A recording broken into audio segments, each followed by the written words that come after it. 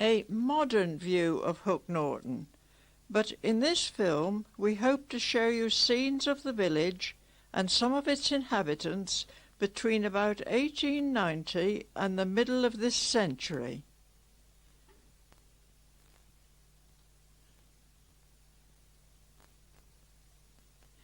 We start with an early view of the Norman church, showing no steps and the high churchyard wall, which was lowered and set back in 1960, the cause of much concern at the time.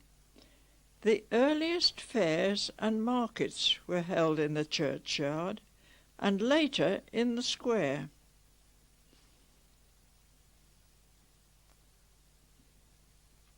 Scaffolding around the tower in 1913, when the original clock face was raised, 2 more were added and a good deal of work done to the tower.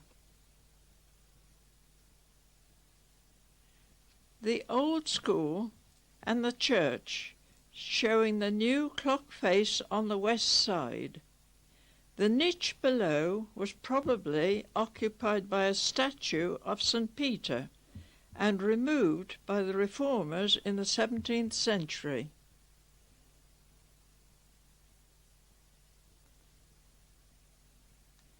In the chancel we see the curtains either side of the altar, which were given by Mr. Bull, the vet, on the occasion of his daughter's wedding.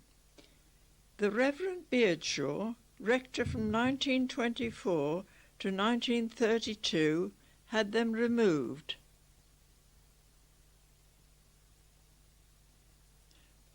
Looking to the south side, we see rows of pews on the site of the present altar, which was installed after the Second World War. The brass plaques on either side record the names of the 33 men from the village who were killed in the First World War, and 6 between 1939 and 1945. The 8 bells were also recast and rehung in memory of all who had served from the village.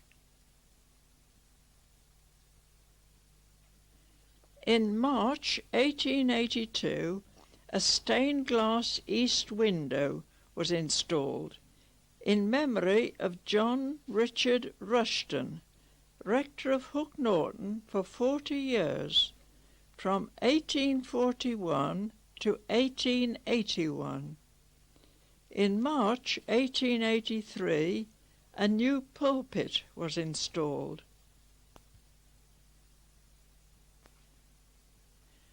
This is a more recent view in the church and shows the screen which was erected by the Reverend Nind, who was rector for 23 years, from 1932 to 1955.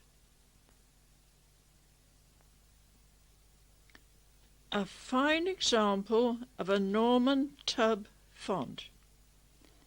In August 1880, there was a Sunday school outing to Swerford Park, for which 5 farmers provided horse-drawn wagons for transport.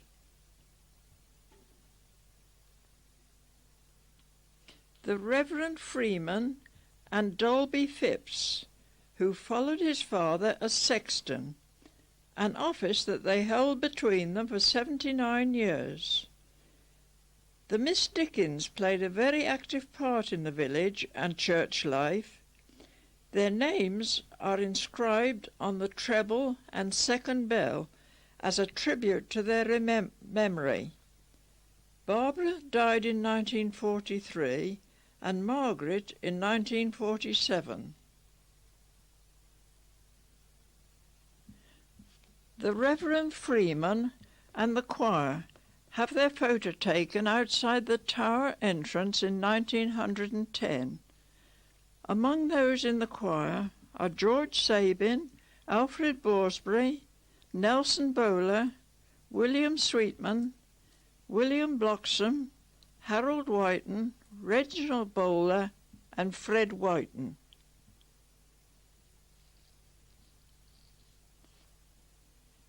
The church choir entered the Bucks and Oxon Choir competition and were winners several consecutive years in the 1930s.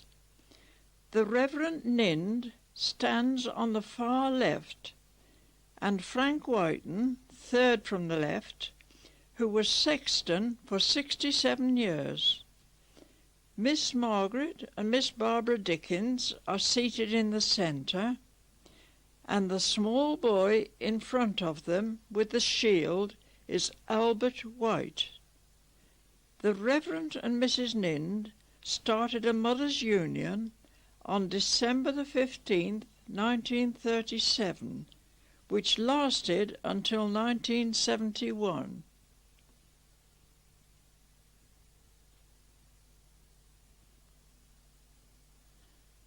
Opposite the church is the square and Reeves House, dated 1775. F. W. Phipps had a butcher's shop here for 40 years. The house had a front door opening onto the highway then, and the house just above was known as Bell Inn and owned by the Colgraves at this time.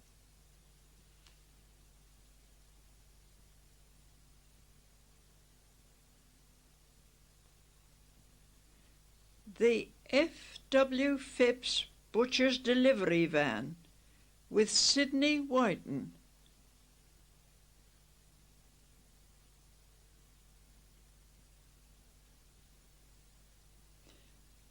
Coronation Day celebrations for George VI on May the 12th, 1937.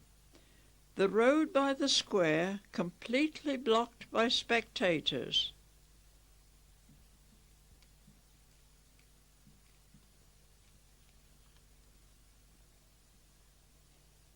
Maypole dancing in front of the Sun and Red Lion. The Red Lion was selling celebrated Brackley ales and stout, while the Sun sold Hook Norton ales and stout, and also advertised good stabling.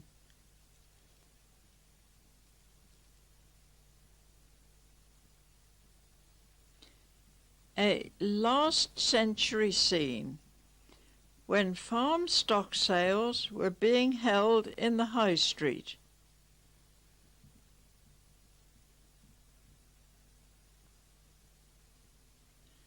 Another early view of High Street. The first shop on the right, here called the Bazaar, was a milliner's, kept by Francis and Eva Cook in 1895. Shortly afterwards, Turnocks took over, followed by Gaddis in 1939. Mary Ann Moulder was a dressmaker and lived in the next house with the tailor's window near the roof.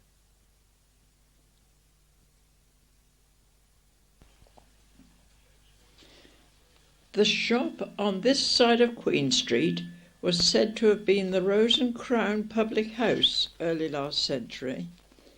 In 1854, G. Brewer was a tailor and draper here, followed by John Frederick Spatcher, who was a grocer.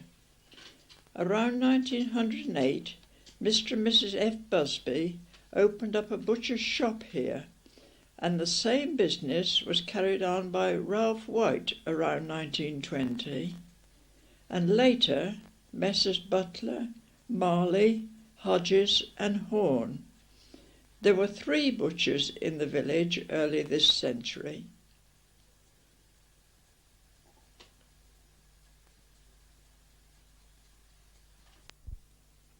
A Christmas display in Mr. Busby's day. Unfortunately, he was killed in the First World War. Ralph White, who succeeded him, is on the right holding a poleaxe.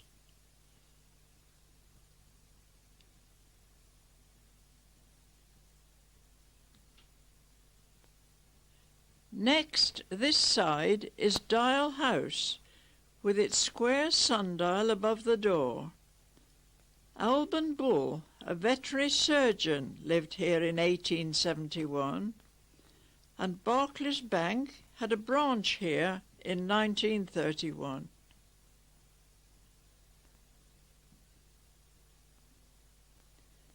On the right, the shop of Spatcher's Grocery, before the butcher's shop. The one on the other side of Queen Street was Osborne's, the tailor's, from 1887 to 1914. Mrs. Spatcher then took it over, with the post office and general stores.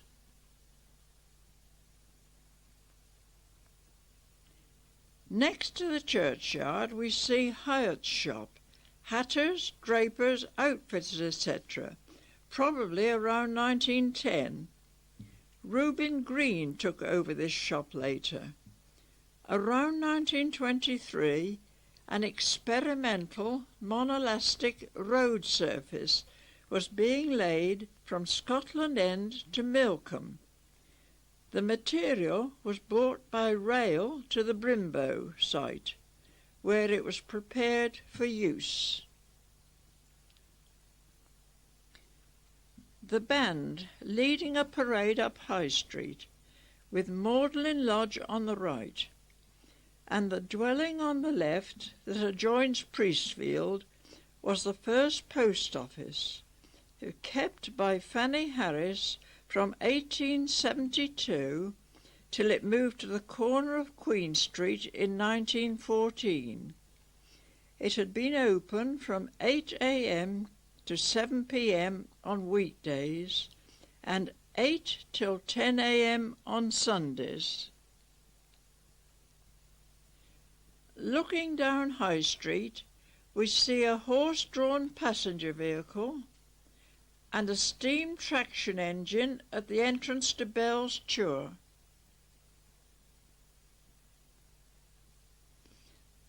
On the extreme right, we see part of the old dungeon or lock-up, the old fire pump and the oil street lamps have been housed here. On the end of the house behind was the AA sign, Banbury 9 miles and Chipping Norton 7. The Turnock stores with their horse-drawn delivery van. The bay window recently installed at a cost of £100. They had the first bus in the village, a Ford Model T in 1921, and the first petrol pumps. Next door is the Bell Inn, which was kept by Henry Turnock at this time. Many public events took place here. In 1858, the United Providence Society had a parade to the church, led by Bloxham Band, and followed by a dinner at the Bell.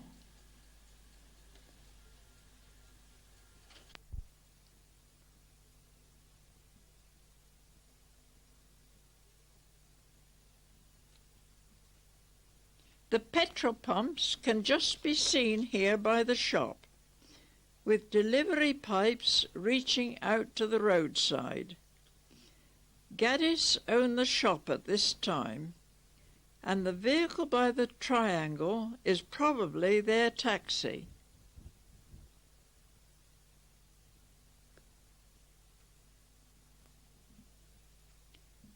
We now see 5 motor vehicles in High Street. The railings by the footpath had not long been erected, and the concrete edge to the new road surface is noticeable.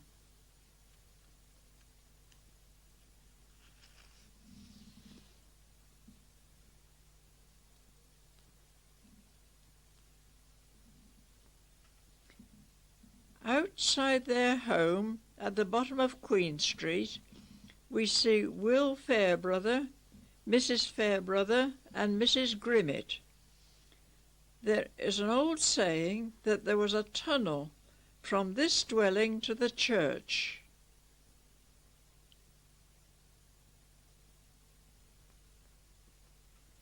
The three dwellings behind Borsberry's blacksmith shop.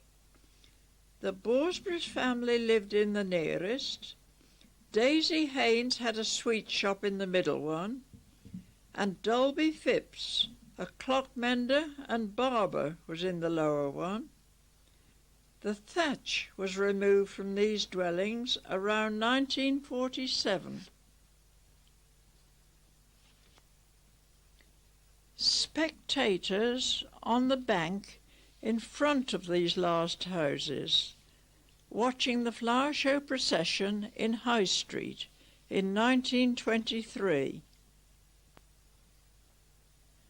On the lower side of High Street and on the corner of Bell Hill were Henry and Thomas Borsberry, who were shoemakers, saddlers and harness makers from 1869 to the end of the last century. Next along, seen here, was W.H. Heritage, another saddler and harness maker in the 1930s. He later moved his business to East End. General shopkeepers followed in this area, the latest being Mr. and Mrs. Manning, who converted their shop back to a dwelling in 1984.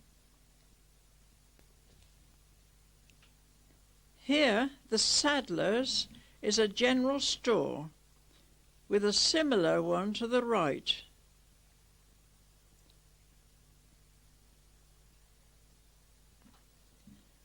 On the left, we see a car and a petrol pump just outside Manning's shop, and a bus in the square.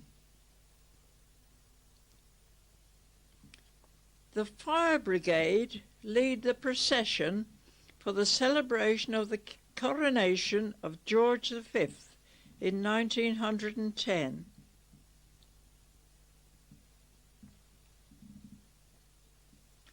Fancy dress contestants among the parade passing through the High Street for the flower show in 1923.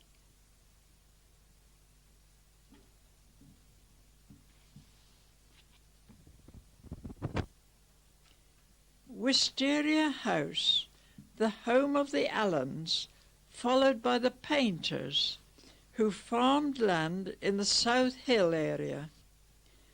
Barclays Bank had a room here at this time. Their plate is on the left of the front door.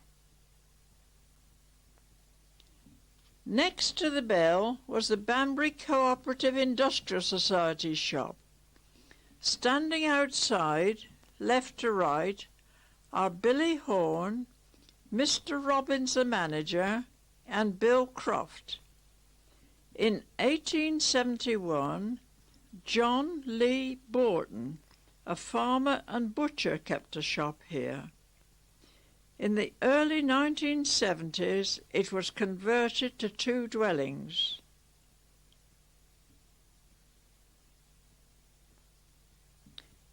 One of the horse-drawn delivery vans, which were taking bread and grocery over a wide area at the beginning of this century.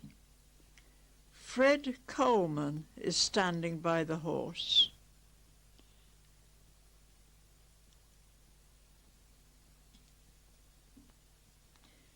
Just above the entrance to the rectory and the road to Down End was Coleman's General Stores, who killed and cured their own pig meat. They sold groceries and almost everything that the villagers were likely to need. They were later taken over by Pillsworths. But before Coleman's, F.W. French was a grocer and farmer here in the 1870s. From the other end of High Street, we look back to the church tower, before the extra clock faces were added in 1913. The old school was built in 1875, with the schoolhouse adjoining this side of it. Mrs. Mobley, a well-known carrier, was living in the schoolhouse in the 1950s and 60s and was a school caretaker. She died in 1966. Samuel Timms was a baker in the house on the left in 1907 and later carried on his business in the house opposite the Memorial Hall. Right, finishes at... From the church tower we see Bell Hill cottages, which have a date stone of 1752 with the letter G over BWG.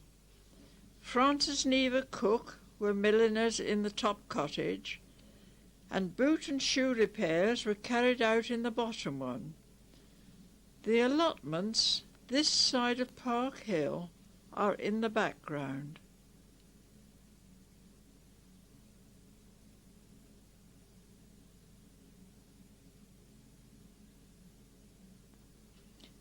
The square and the blacksmith shop on the left.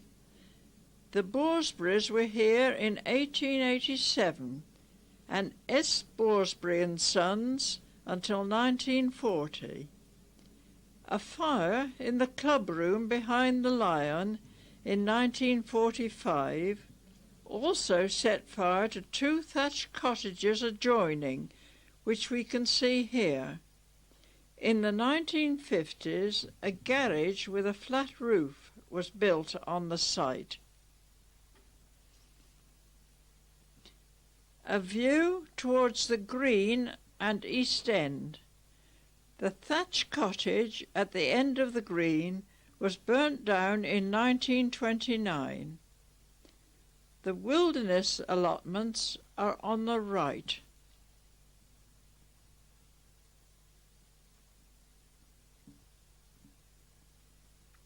An old view into Southrop and the village, taken from the top of the viaduct. The thatched cottage that adjoined the wheat sheaf can just be seen, and the windows in the roof of Southrop farmhouse and the cottages in Ashburton Lane.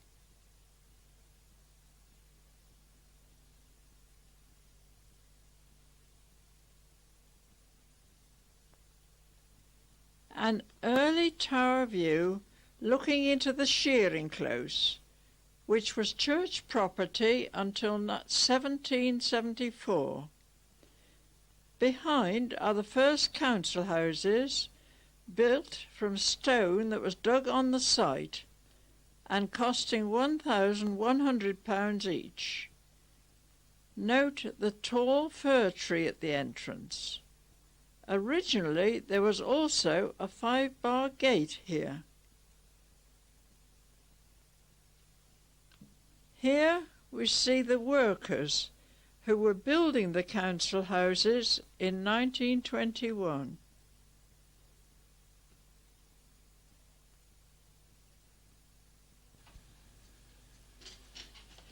Looking down to the top of Queen Street, previously Garrett's Lane, it is odd to think that in 1935 the parish council were considering closing this lane to all through traffic. The Westons were blacksmiths on the left here till the 1950s. Talbot House, next to the lane, was a Talbot Inn in the 18th and 19th centuries. Laburnum House, on the opposite side, is dated 1679. The Busby family lived here and were builders, painters and decorators.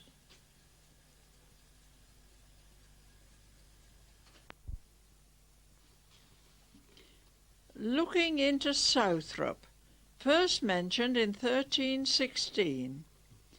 In the 18th century, there was a constable for the north side of the Rop stream and one for the south, and neither could take action in the other's area. There were tan pits on the corner of Park Lane. The building there now has a flat roof, and the thatch on the roof up Brick Hill has been removed. Joe Dumbleton lived up Brick Hill. He was a pig killer and a town crier early this century. Looking down towards the paddocks, known for an extensive and beautiful garden, and used by the village for numerous social events. The house was built in 1836 on the site of a previous one. Note the hand pump in the school playground.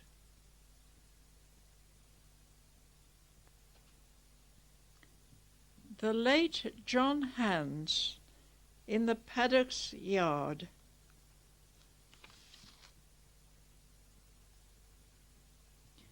A view from Swerford Road showing the wheat sheaf with its adjoining thatch cottage and Beanacre Cottage on Cross Bank, which was used as an overspill area for various celebrations in the village.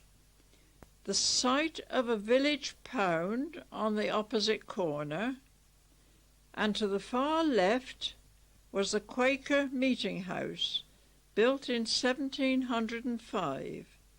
It was being used for evacuees as well as meetings in the Second World War, and demolished in 1953. There was no Quaker burial ground, the one at Sibford Gower being used.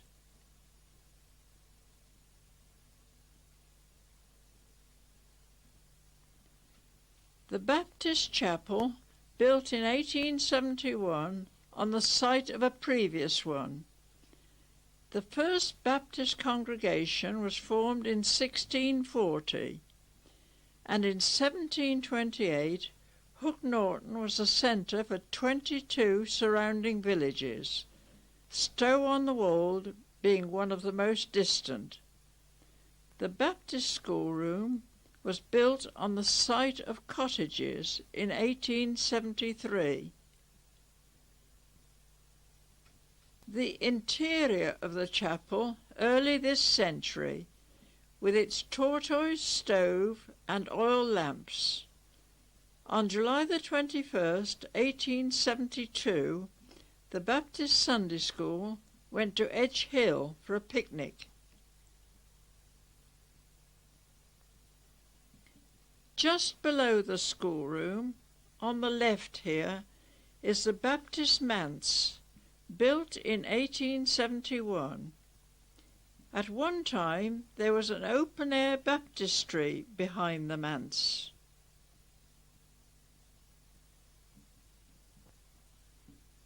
There were 2 thatch cottages on the left by the horse rider, and lived in by the gardeners, both thatchers. Francis Veal's sweet shop is on the opposite side of the road.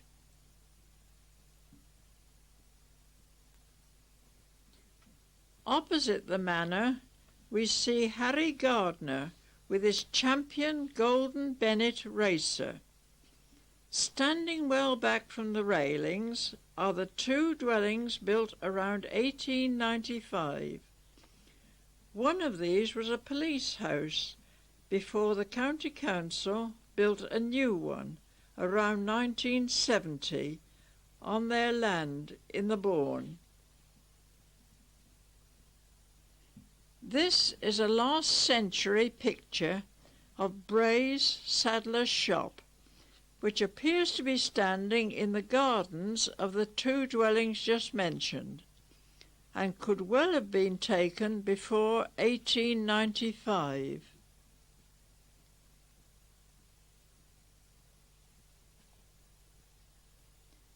This is a close-up of the board above the saddler's window.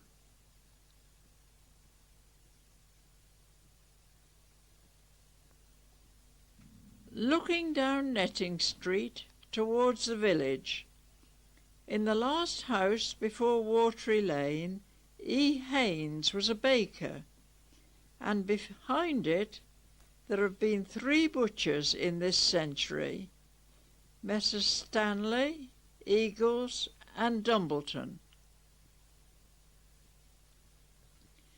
Still looking in the same direction, we see the plot of land long before being built on. Also the long thatched cottage and barn. George Archer ran the first taxi service from this cottage. The manor has no front garden, and this is a view of the house from the large and beautiful garden at the back. The house has the date of 1636 with the letters R.A., and it belonged to the Austin family in the 17th century.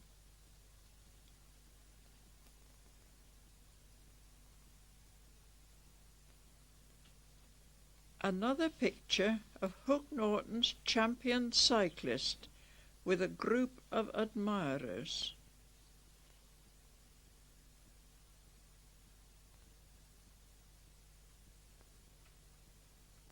Hook Norton teenagers in the hut that was built in 1953 for the Air Training Corps.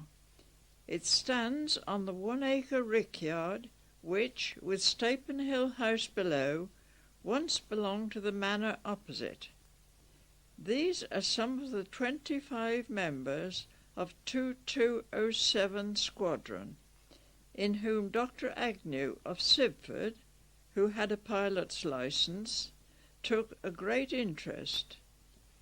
The hut was also used by the band and the Young Farmers Club. The original rent for the site on which it stands was £2 per annum. At Scotland End we see the grass triangle with the signpost, the oil lamp and the heap of stone for road mending, and the tall elm trees behind.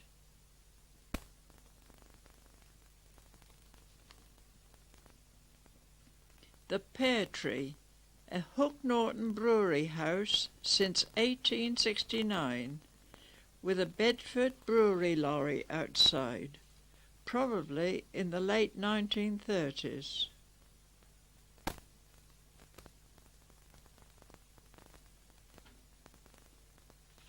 The oil lamp, the Chipping Norton Road, and the cottage by the pear tree that had its thatch removed in 1939.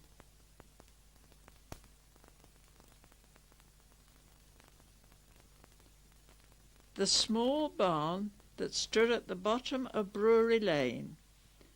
Above Round Close is Mary Mount, said to have been the Crown Inn. It has a cellar the length of the house, and had hooks on an outer wall that could have been used for tying up horses.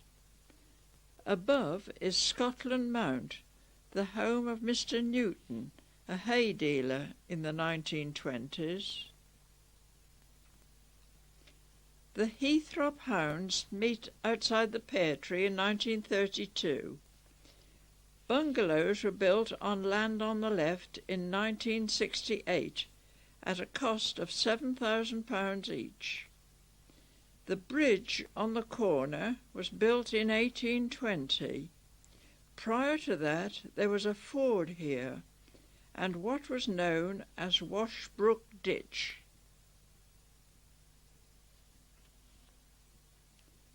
Around the corner was Austin Hall's wheelwright's cottage. He was also a well sinker. There were 137 wells in Hook Norton at one time. This house was occupied by several generations of the Hall family, going back to at least 1774. They had the upper story added in 1888.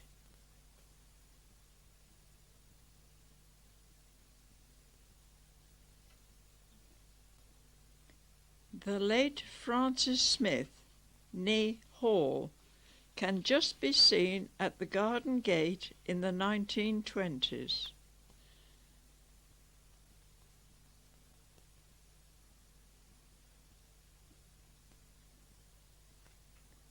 A 1904 view showing the wheelwright's cottage on the extreme left, Harwood farmhouse in the centre, and Brooklyn farmhouse on the right.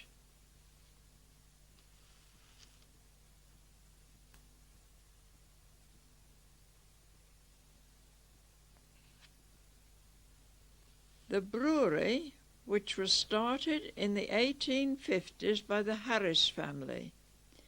This is the new Tower brewery that stands on the site of the previous one. It was built in stages around the end of the last century, and production continued during the rebuilding. The Thornley steam engine, now oil-fired, pumped water to the top of the building.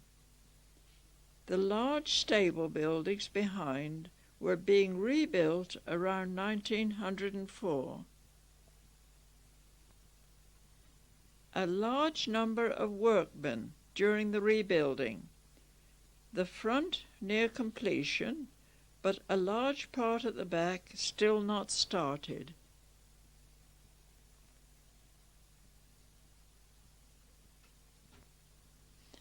Some of the brewery employees early this century, when there were about 24 on the production line and 15 draymen. In the earlier part of this century, beer was being sent by rail to the more distant customers, such as working men's clubs in Coventry. Office staff early this century. Front row, Frank Veal, Harold Whiten, Ernie Robbins and George Groves. Middle row, Messrs. Drake, Walker and Allen. And at the back, Mr. Stratford. During the wars, supplies were very limited.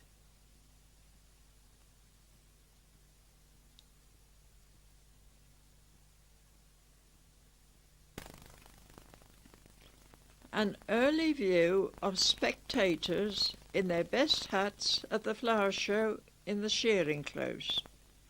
At the end of the last century, the shearing close was being considered for a cemetery. Swings and roundabouts in 1908.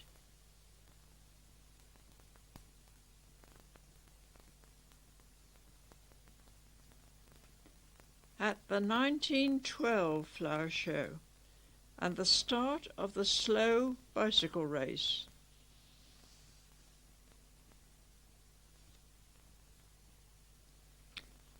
There was usually a fancy dress competition, and in 1926 we see Frank Gardner with Bert Beale holding the baby. In 1921, the events included an open-air whist drive.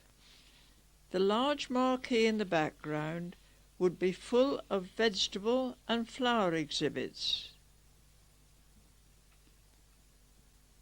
Fancy dress prize winners in 1921.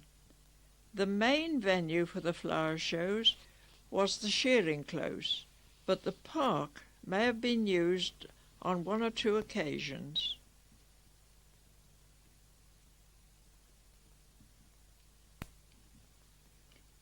The comic football teams in 1924, with one of the recently built council houses in the background.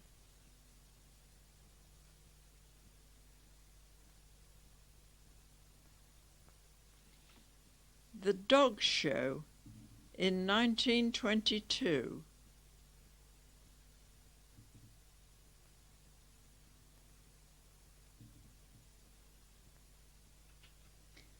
In 1932, a fine tree in the cheering close provides shade for the band. In the background is the old thatched barn on the Bourne side of the field.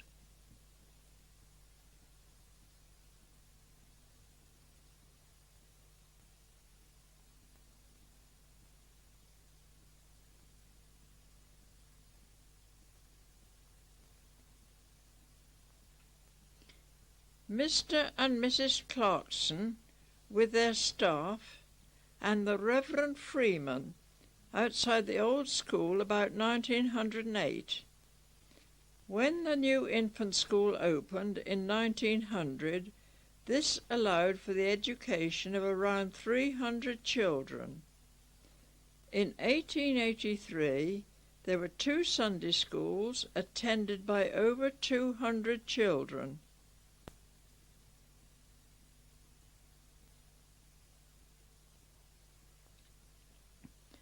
This is about 1921, with Mr. Clarkson, headmaster, and his wife, headmistress of the infants.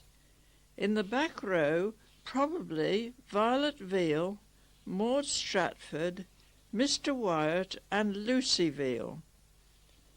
Mr. Clarkson was headmaster for 36 years, the longest on record. In 1873, the Young Men's Mutual Improvement Society gave a concert in the school. Another early view of teachers. In 1867, Mr. Etchells, who had been headmaster of Hook Norton School for 15 years, was forced to resign because he would not conform to the high church teachings of the Reverend Cox, the new rector. A group outside the infant school. The Reverend Freeman took a great interest in the school and paid regular visits. In 1872, out of 150 pupils, 110 were away with measles.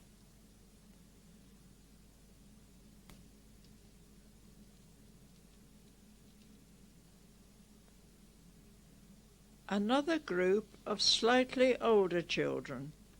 At the annual meeting of school managers on May the 22nd, 1890, there was a discussion and argument as to why there had been 15 different teachers in 9 years.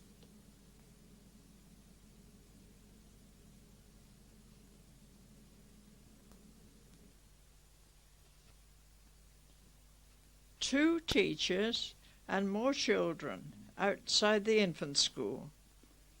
Miss Cross created a record by being a teacher at Hook Norton School for 42 years, from 1924 to 1966.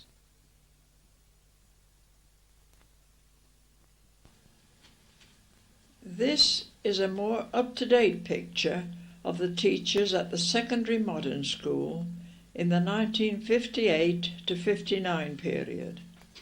Back row, John Long, Jeff Walton, Joan Lawrence, Bruce Barr. Front row, Rosemary Davis, Betty Cross, Harry Broadbridge, Gerald Bright and Bertha Collins. The secondary modern school opened in 1950 with around 120 to 130 pupils.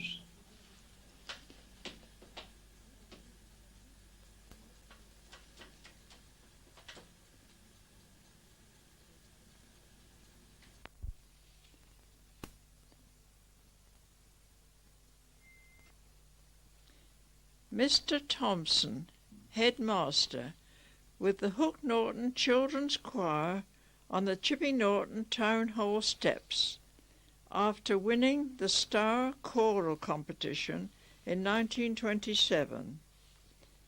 In the early part of this century, children were going home for dinner, but later school dinners were provided in the Memorial Hall, prior to the building of the new school.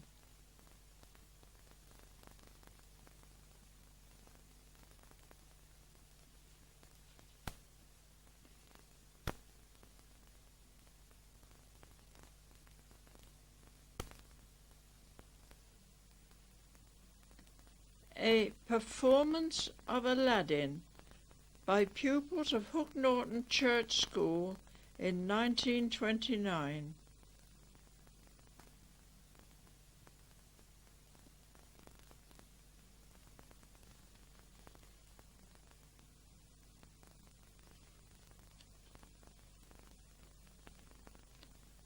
Hook Norton Troop of Boy Scouts, but the site is unknown. It appears to be in the First World War period. During the Second World War, there were a large number of evacuee children in the village, causing education and accommodation problems.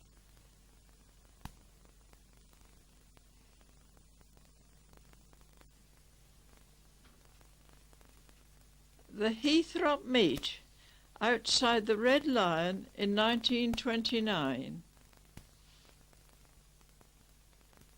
The cottage next to the Red Lion, which was burnt down in 1945, can be seen here.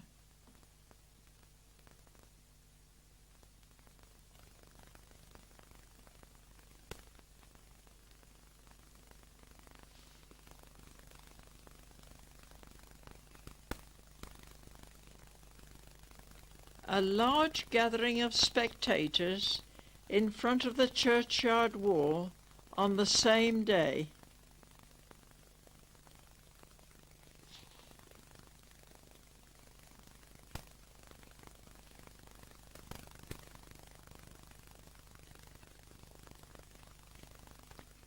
And again in 1928 outside the general store, which was probably kept by Reuben Green at this time.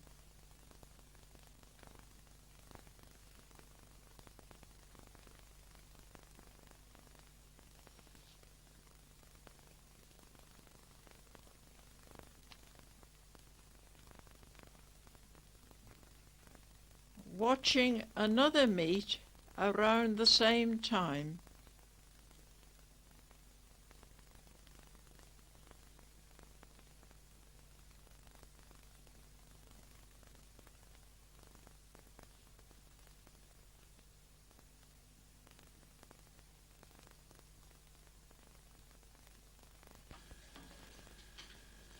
In 1926, J. Jackson, C. Hewitt and Mr. Knight bought 3/4 of an acre at the top of Queen Street to construct a building for electrical equipment and a bungalow for a resident electrician.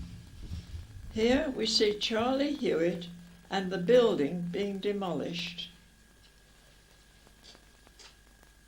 Completed building with Hook Norton electricity supply in the apex. In 1927, the first 3 customers were R. Green, F. Phipps and Mr. Colgrave. Wiring was done by Charlie Hewitt, and W. Weston, the blacksmith, made the metal brackets to carry the overhead cables.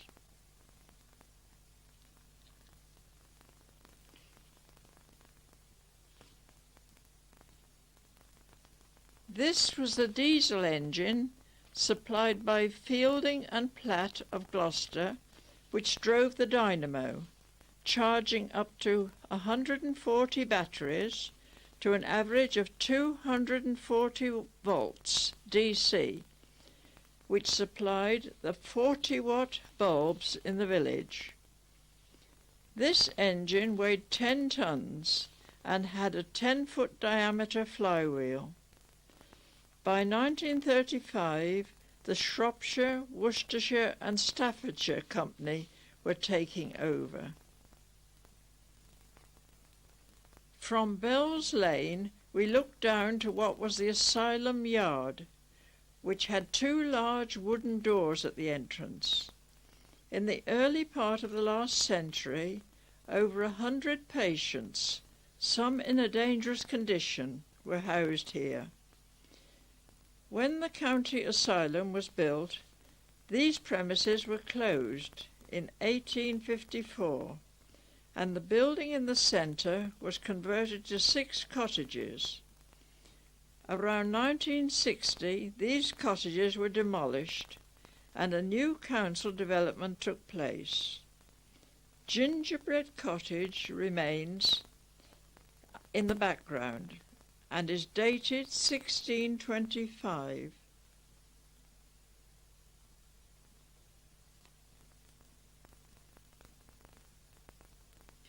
Some of the asylum cottages that were condemned and demolished after being inhabited for villagers for many years.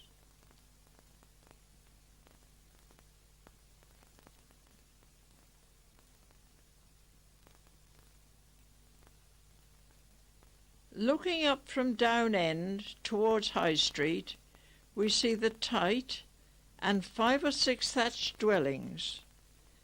The one on the left, with the board over the door, was the home of 2 beer retailers, William Cox in 1895, followed by Nelson Chapman.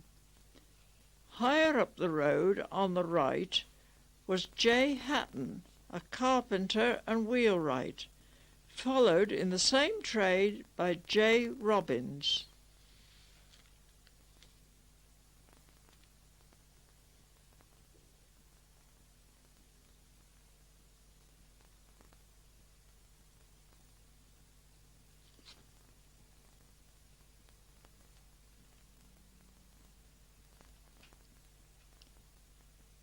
Looking in the opposite direction is the wilderness allotments, now built on,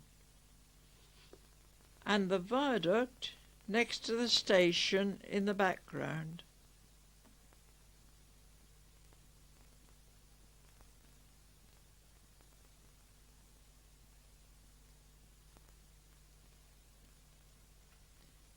Looking back up Bell's Lane, with the cottages on the right, and behind the one at the end of the green that was burnt down in 1929.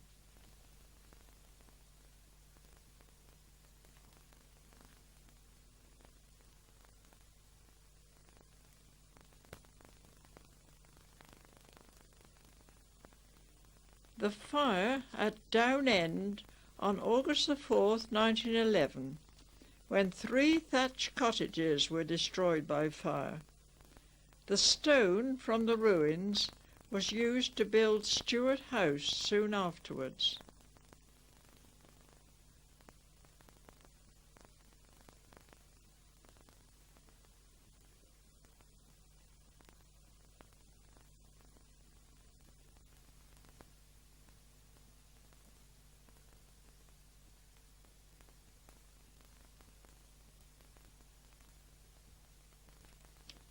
At the bottom of Down End, on the left, is the 2-spouted hand pump, and the cemetery, the site of which was bought by the parish council in 1898 for £147 10 shillings.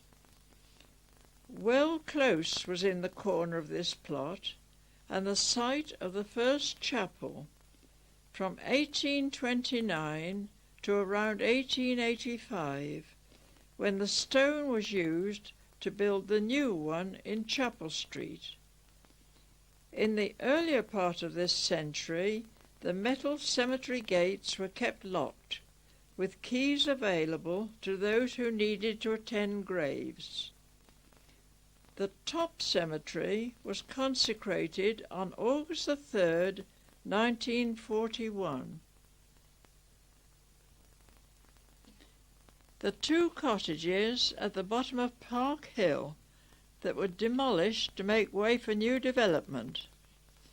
Prue's Close on the right, where 2 bungalows now stand, was owned by the parish council and used for a short while as a children's play area before the equipment was moved to the shearing close.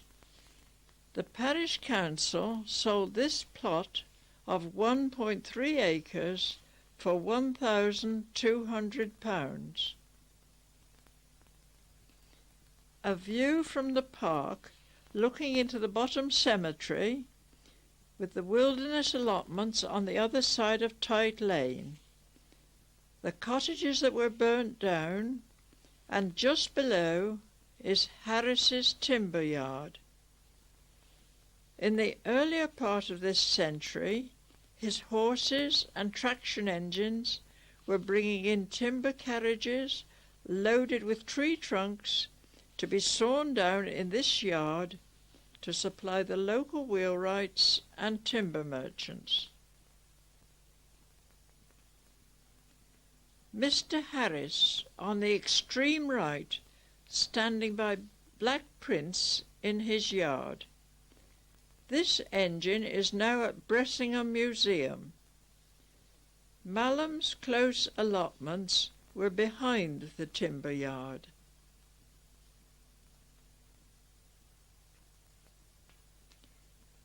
Looking down Bell Hill, the cottage on the left is the home of Jim and Percy Hacklin, who did boot and shoe repairs between 1931 and 1955.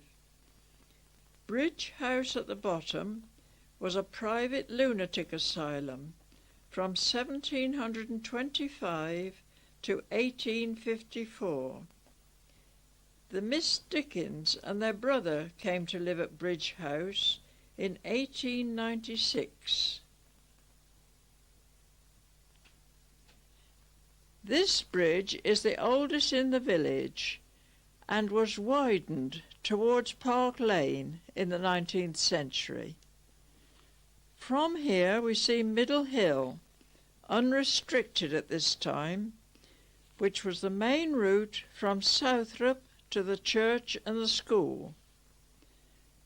On the right up the hill were J. Tappins and Sons, blacksmiths and carriers from 1871 into this century. Note the white rail-fenced water supply known as a tite.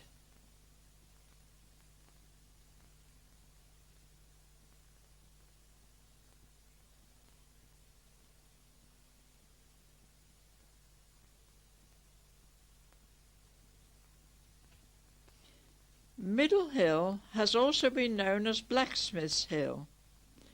This dwelling was where George White, the undertaker, lived, and the small cottage just above has been a surgery in more recent times for Dr. Latcham from Chipping Norton until 1970.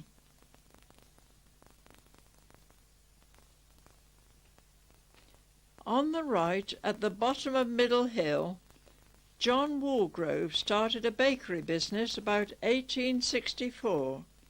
He was followed by Richard Rolls in 1871, then Woolgrove and Bayliss, and finally C. A. Cox in 1931.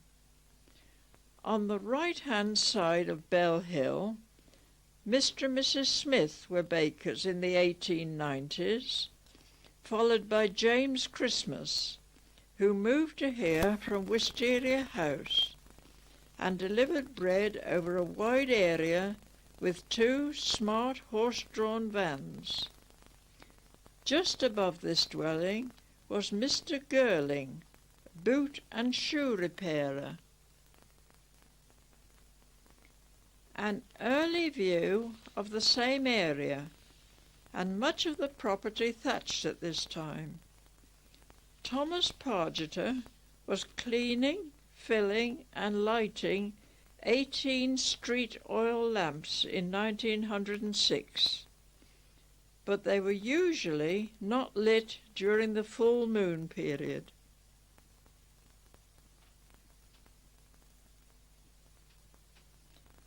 A very early view of a water cart on the wooden bridge over the Rop stream.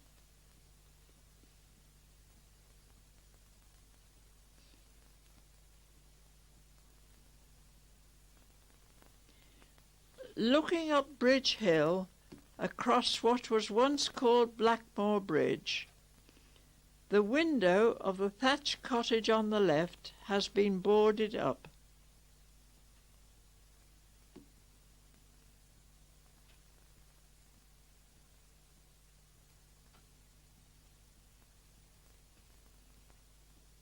Another view of Bridge Hill, after the end cottage in the last photo has fallen down.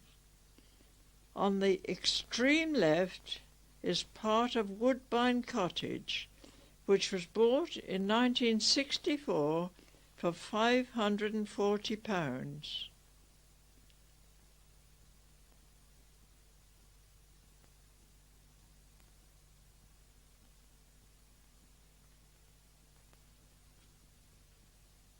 An outside staircase part way up Berrycroft Road.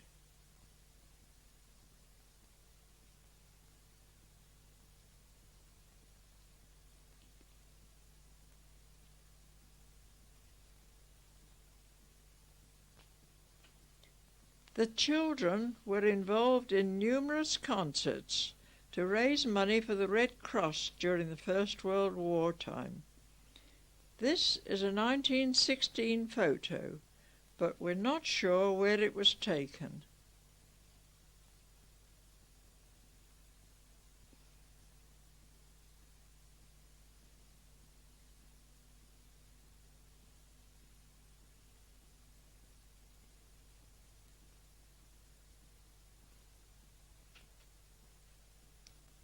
Girls lined up for Tommy Atkins in front of the old school.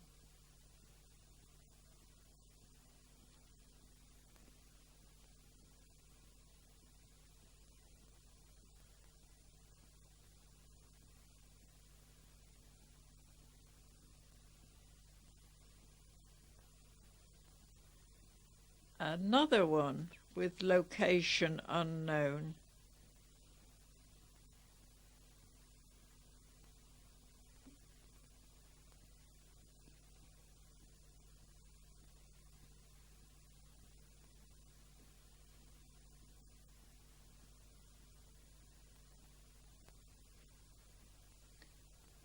And the same girls in a patriotic display.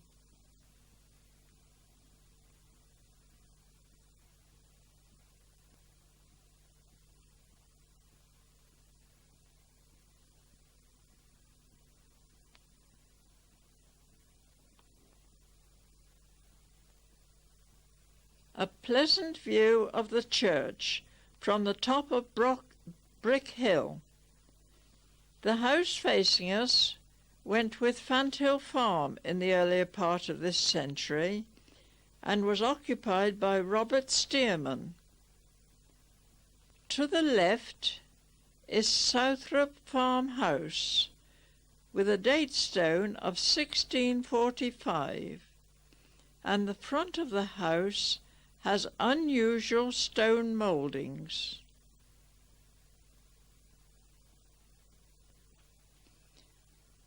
The house on the right is where Tom Smith ran a butcher's business earlier this century. There is a date stone of 1798 on the end of the house.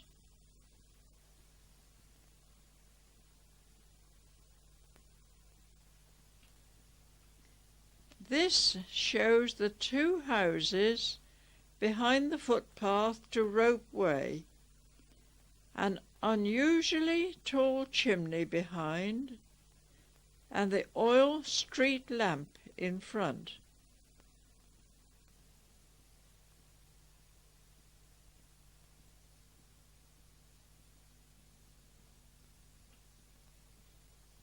Beanacre Cottage, the embankment and viaduct, and the old fleur-de-lis or wheat sheaf. on the left.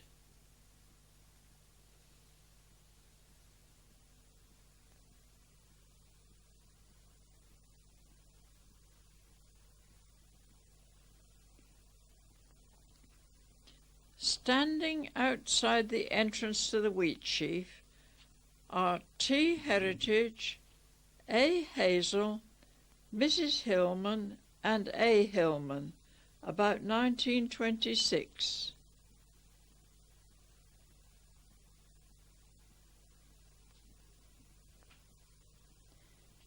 The old thatched cottages in Rope Way that were demolished in the 1960s.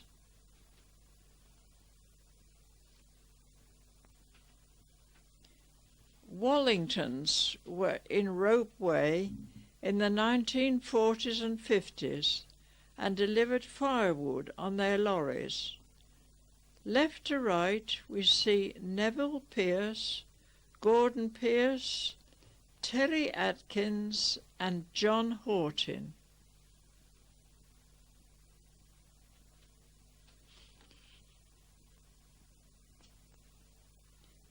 At the entrance to Ashburton Lane we see Buck Woodward and his wife.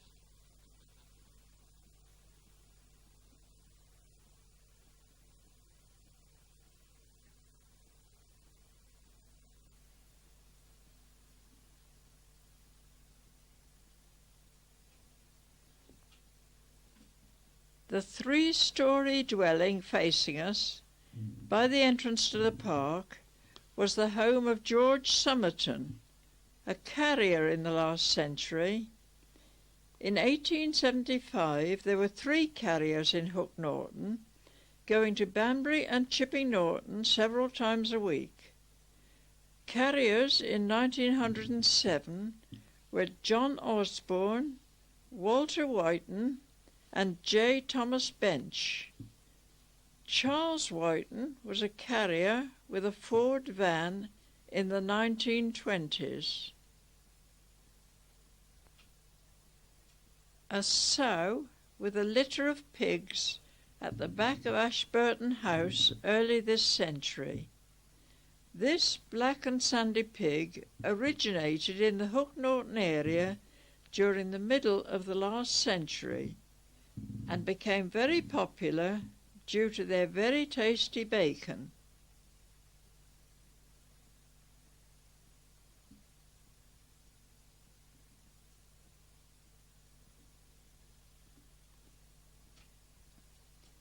Southrop House, which has a date stone of 1707, also has an outside staircase, one of several which are special features in Hook Norton. The large garden at the rear of the house has been the scene of many village events in the past.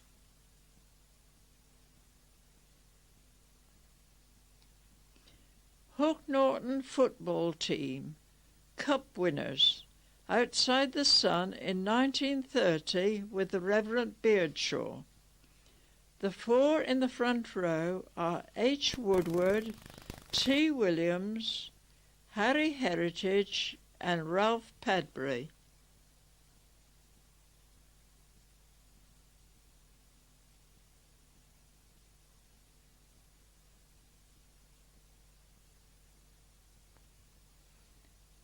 A large gathering of supporters for the cup winners in the 1922-23 season.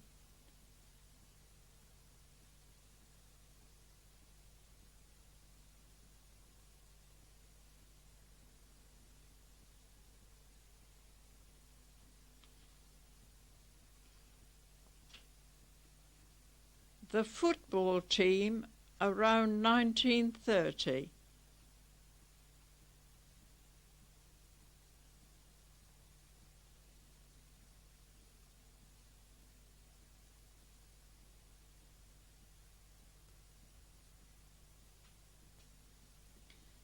The 1947-48 season was an outstanding one. Hook Norton team winning 3 cups, the Chipping Norton Charity Cup, the Rollright Engineers Cup, and the Chipping Norton League Cup. In the back row are Mr. Painter, Mr. Coppage, J. Tooley, G. White, N. Stratford, J. Padbury, W. Gardner, W. Horn, and Bill Clark. In the centre, T. Adkins, T. Harris, and G. Manley. On the front row, Frank Horn, Ken Smith, T. Wright, A. Page, and Percy Stratford.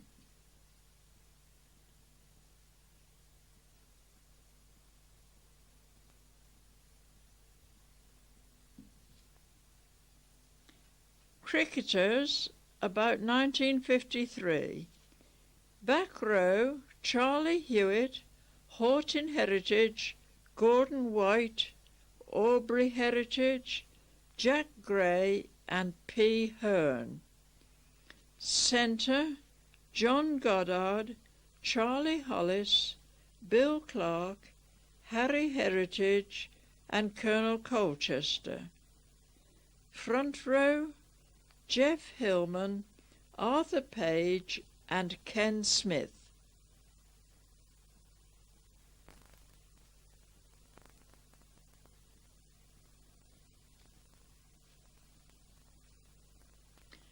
From Mobbs Lane we look into Chapel Street. The shop on the right at this time was kept by J. Timms, furniture, fruiterer and seedsman. He was followed by his son Archibald. Mr. Gillett had a chemist's shop here, and J. Dumbleton sold fruit, vegetables, etc. Laurie Heath took over as a shop and a post office in 1978. On the opposite side of the road, in 1895, William Somerton was keeping the Blackbird Inn, which was a Hopcroft and Norris house that closed around 1915. The landlord then had a butcher's shop at Gosling's Cottage.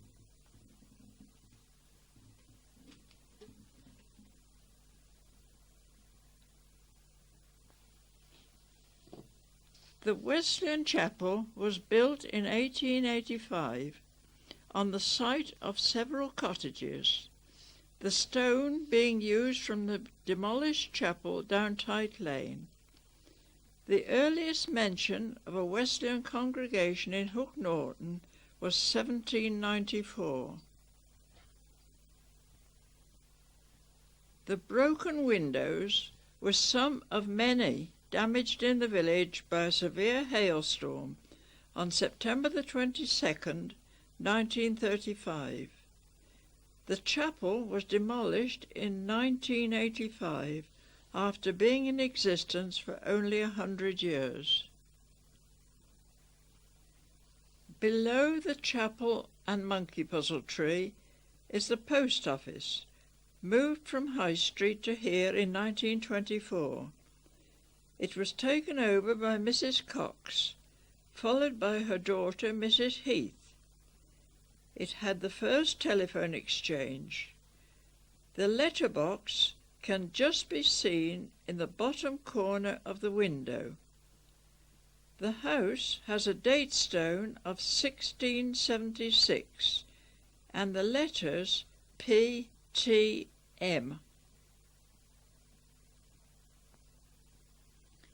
This is a Chipping Norton Bowyer Lodge of Freemasons, arriving to lay the foundation stone of the Memorial Hall on May the 20th, 1921. The site was bought from Edward Minchin for £121 16. It had previously been the village pound, which was moved to the horse fair corner of Bourne Lane. Pounds were no longer in use after 1856. The opening ceremony was performed on October the 14th, 1922, by the Earl of Plymouth, arriving here in his Daimler limousine. Here we see the opening ceremony.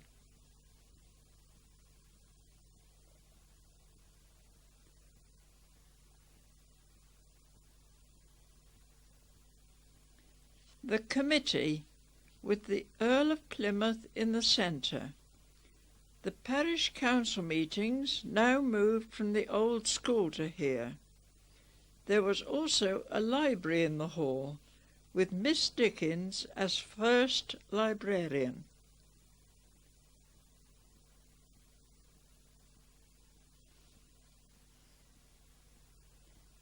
The interior of the hall, which was built by Alfred Williams at a total cost of £2,500.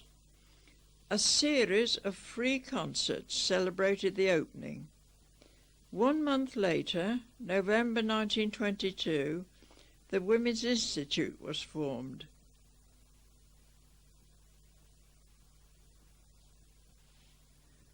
This is the hall, probably in the 1930s, with the hut that was used by John Harris and the Brimbo one just below.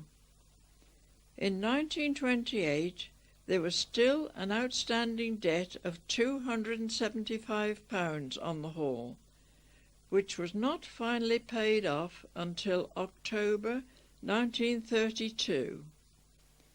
And in 1930 there were problems with the south wall. May Day, with Winnie Pinfold as Queen with her attendants.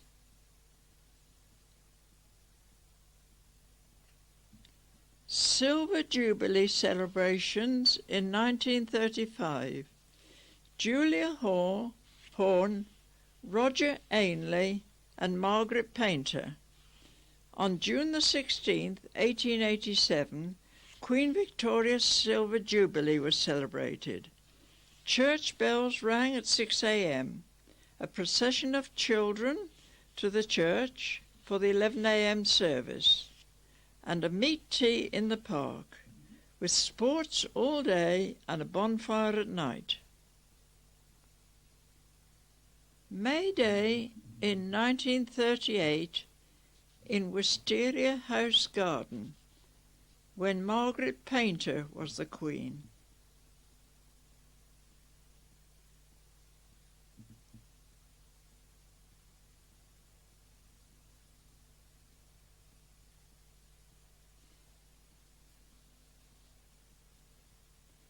Maypole children and their decorated horse-drawn Oxfordshire wagon behind, but the location is unknown. An early picture of May Day celebrations in Hook Norton, with the fruit trees in bloom.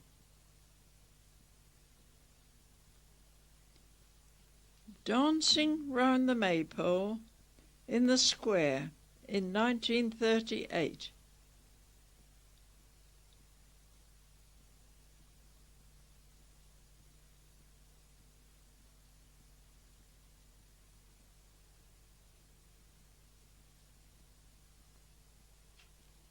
An early 1890s view of the triangle, and the old surgery in the centre with no house adjoining.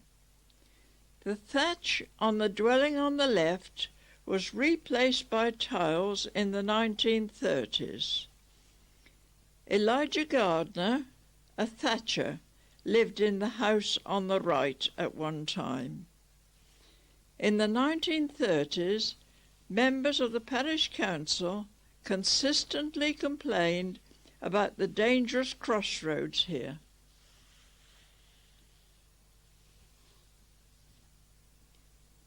Looking towards the triangle from the Sibford Road.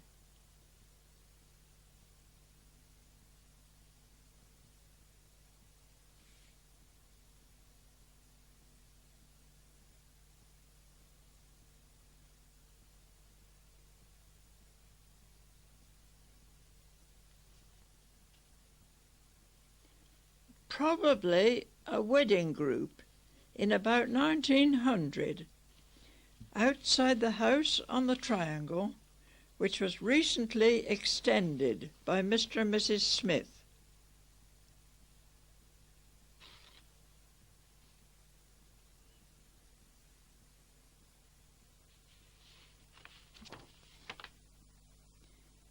The old surgery on the right, where Dr. Routh in the last century and Dr. Mottram in this each held a surgery.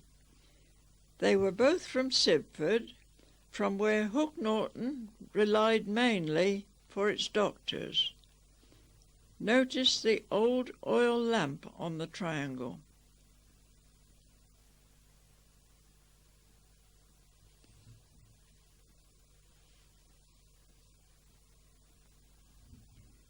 This shows the porch and front door to long thatch from the footpath, with the iron railings. In the wall, lower down, is a post box that was cleared at 11:40 a.m., 4:35 p.m. and 7 p.m. It was probably removed when the post office moved from High Street to Chapel Street. Early days on the green. In 1895, H. Coles, a farmer, corn dealer and baker, lived at the end, and his board can be seen over the doorway. Other tradesmen on the green have included a stonemason, carriage builder, seedsman, newsagent, fruiterer and station master.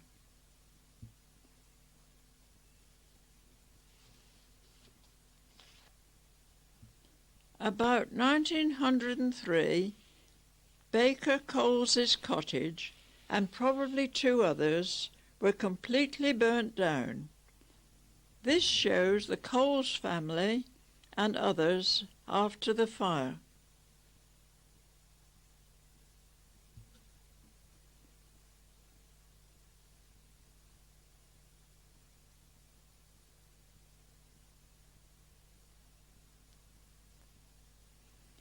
In 1903, Alan and Henry George were builders living on the green. Here they are in the ruins after a fire, which we have been told was in their workshop. Hook Norton won the Best Kept Village competition in 1962. Villagers outside the old school witnessed the presentation of the award.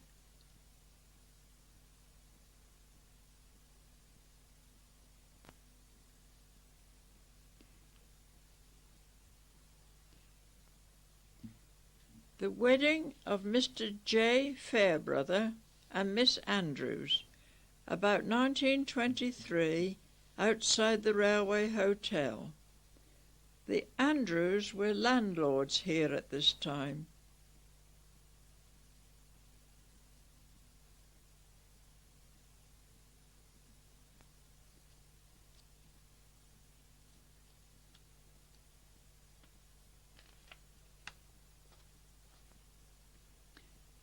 Club Day in the Square in 1910.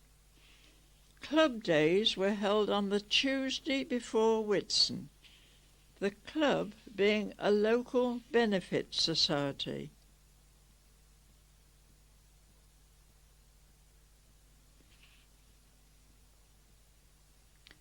A large, smartly dressed crowd watched the riding circus, or ginny horses. In 1869, the Hook Norton Benefit Society were meeting at the Sun Inn.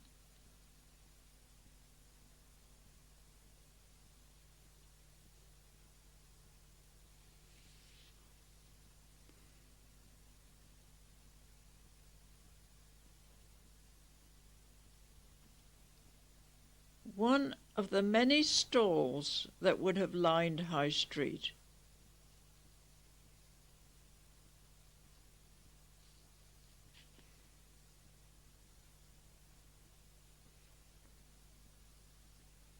Club Day in 1911 and numerous flowery hats.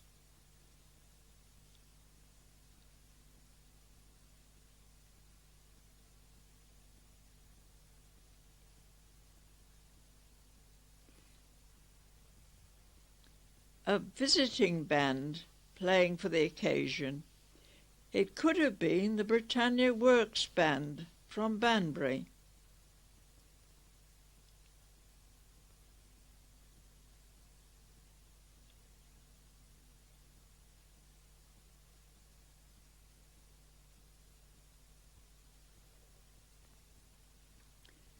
The Hook Norton Band played in 1912.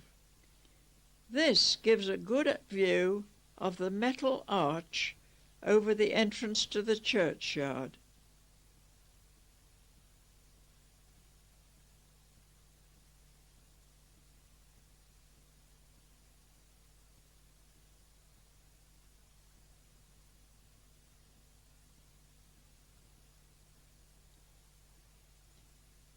Club Day and Hook Norton Band with the Bodycut banner behind and some of their members. Different village clubs often celebrated with each other.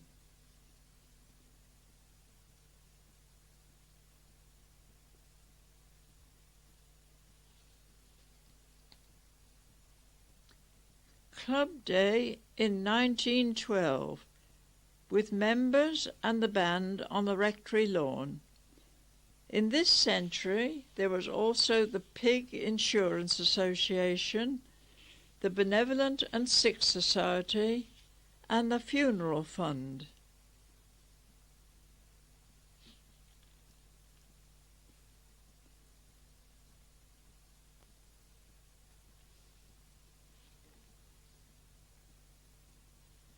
Another gathering on the rectory lawn, with the club banner in the centre and members holding their wooden staffs.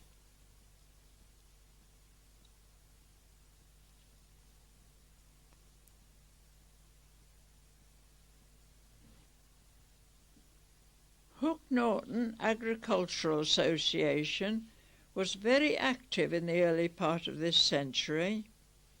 Here the root crop samples are laid out ready for judging in the square, while the sacks of corn were in the archway of Belled Inn. The ploughing match was held in various fields around the village.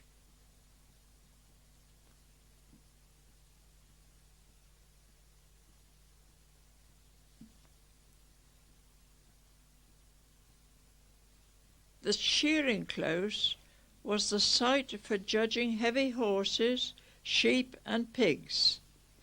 The farm stock and root grain show has also been held behind the Hermitage, now Hayden House in East End. Flick and Lock held farm stock sales in the shearing close early this century.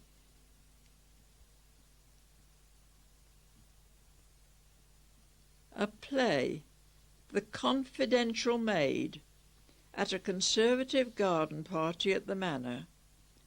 The cast are Harry Baker, Miss Clark, Nancy Hambridge, and one unknown. The pastoral play, Sir Barnaby Bladen, at the Flower Show in 1921. Of Rag Row. The White Gate was an entrance to farmland and buildings, also the Butts. Just above is High Rock. This road has been known as the Horse Fair and Hayden's Lane.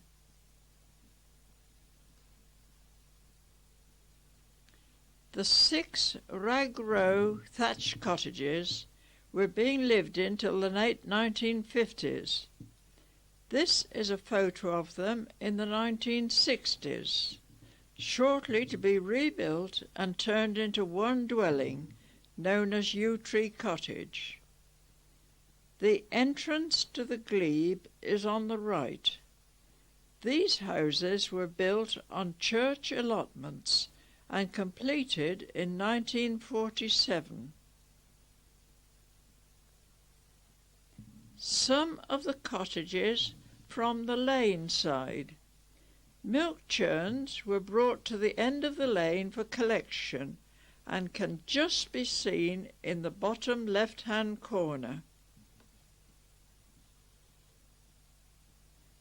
High Rock was built about the beginning of this century by the George brothers. Fairview above, once the home of Tom Williams. A lady with her handbag and a milk can, and some well-dressed children.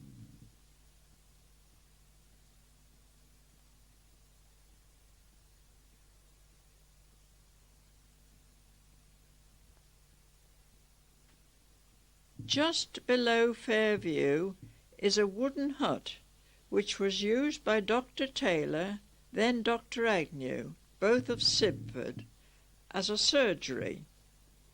In later years it was replaced by a porter cabin till around 1970.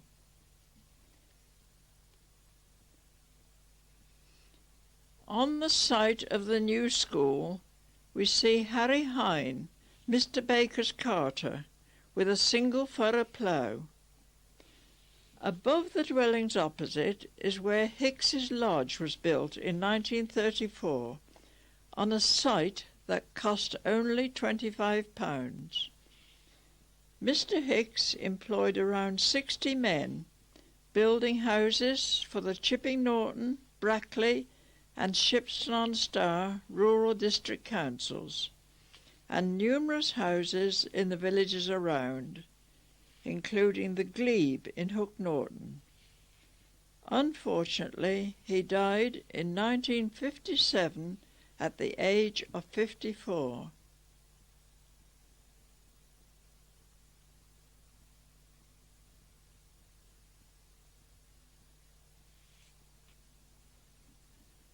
Hook Norton Band was formed in 1888.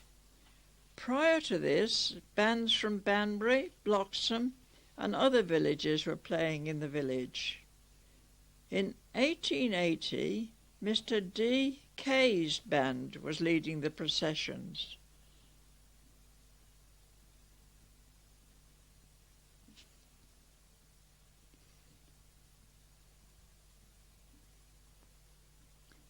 The Hook Norton Wesleyan Mission Band was formed in 1885 and was in existence into the earlier part of this century.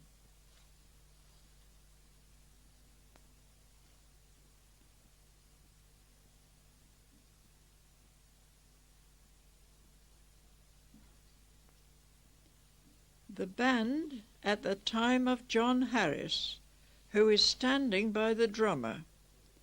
He was their conductor at one time, also chief fire officer for 33 years and clerk to the parish council for 50 years.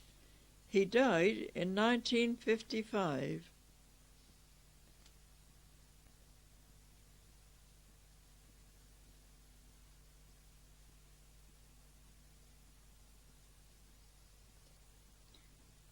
The band that played for Coronation Day celebrations on May the 12th, 1937. Horace Busby is the bandmaster here.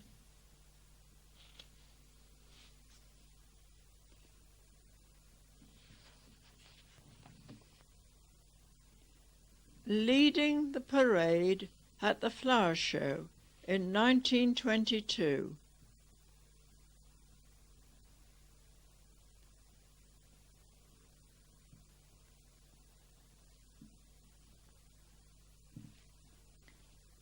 And in the same year playing at Swerford Club.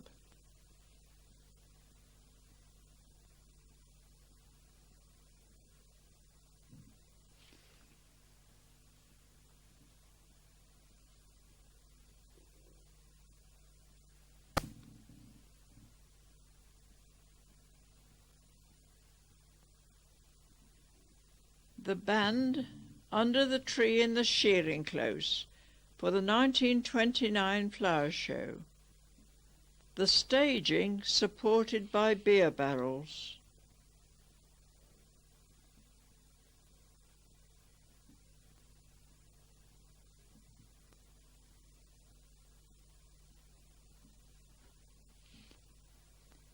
Hook Norton Band lead the Armistice Day procession in Bloxham in the 1950s.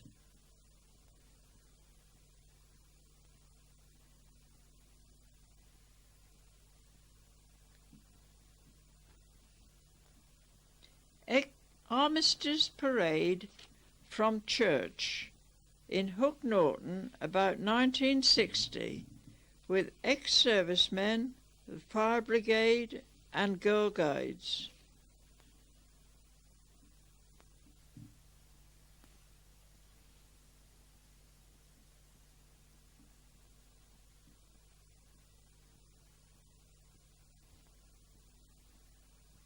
St. Peter's Day Tea in 1925 with the Reverend Beardshaw. This annual event on June the 29th started in 1891 and ended in 1946.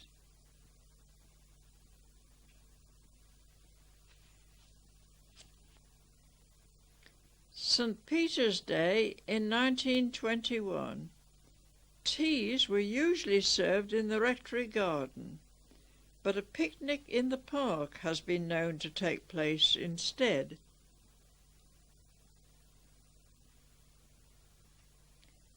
A group of all ages in 1925.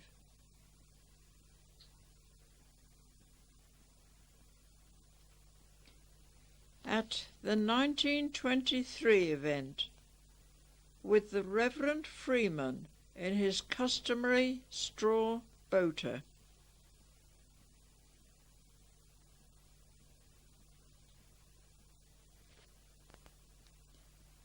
After a fire at Hook Norton on August the 4th, 1911.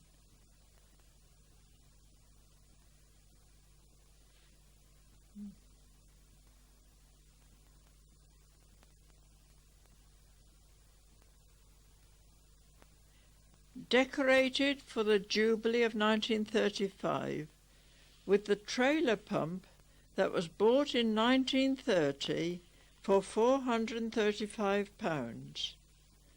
Until the Second World War, the brigade was under the authority of the parish council.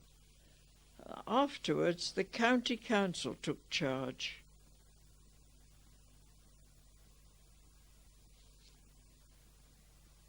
In the shearing close with the trailer pump are standing C. Cox, F. Whiten, J. Radbourne, W. Clark, H. Borsberry, E. Marshall, G. Horn and E. Hayne. Seated are E. Phipps, F. Hopkins and E. Turnock. The horse-drawn Merryweather fire pump in the shearing close for the flower show. At this time, horses had to be found from the coal merchant, the carriers or the bakers before the fire brigade could move off. The new fire station was opened in 1953.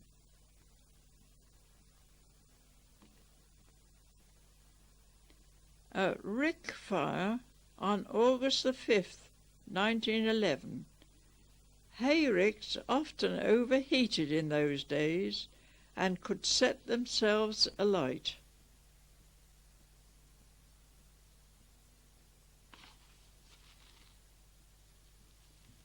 The Hook Norton Choral Society, on the steps of the Town Hall at Chipping Norton in 1912, with their conductor, Miss Margaret Dickens, after a competition against choirs from over a large area.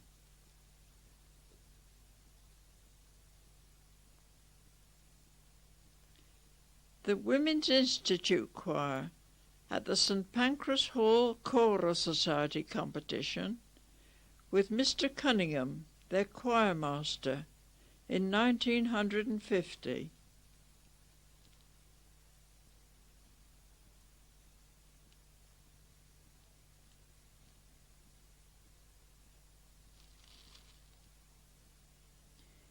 In the late 1930s, younger men of Hook Norton formed a branch of the St John's Ambulance Brigade, which was affiliated to the Banbury Division, and are seen here on parade.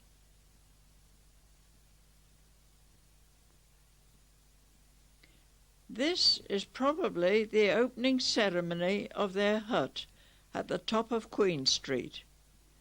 The Reverend Nind making a speech, with Mrs Crossman, their president, and Mr Coppage, who, apart from being the station master, was also church warden from 1926 till he died in 1960.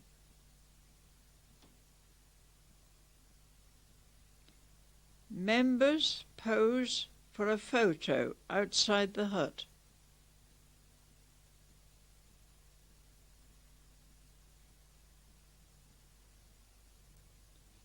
And the interior of the hut, which was used for talks and demonstrations. When St John's came to an end, it was taken over for band practice.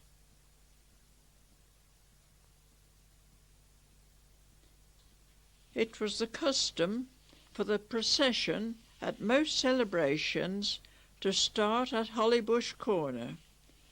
This is a small part of one, about to pass Hayden House for the Silver Jubilee of 1935. In 1929, the parish council was asking for white lines on the village corners. On the right we see Hayden House, probably occupied by James Harris at this time, before he moved near to his timber business in Down End. After he left, his son John lived here. In addition to the 2-acre plot behind the dwelling was a small paddock. The heavy horses for the timber wagons were housed here, and their stables with large wooden partitions still remain here. A building here was used for a short time as a primitive Methodist chapel, and the building nearest this way is thatched here. Part of Arley House on the right with a thatched roof. Between this house and Salford's is a stone wall with a garden behind. In 1875, William Luckett lived in a house here. He was a carrier, carpenter and coal merchant.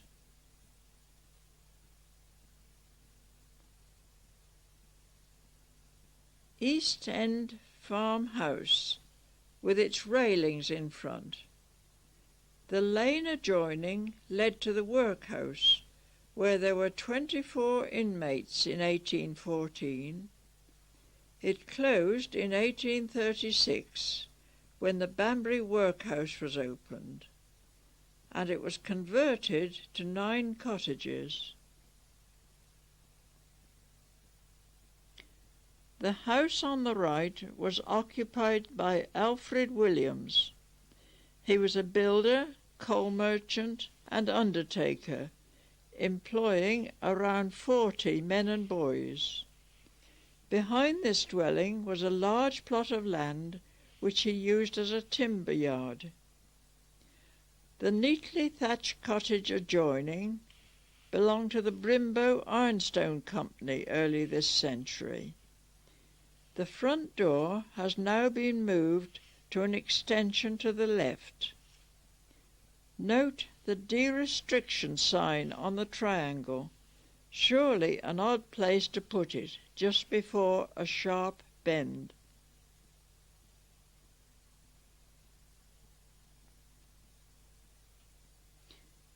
An old view from Hollybush Corner, showing the milk delivery from the churn on wheels and East End farmhouse before the castellation, porch and bay windows were added.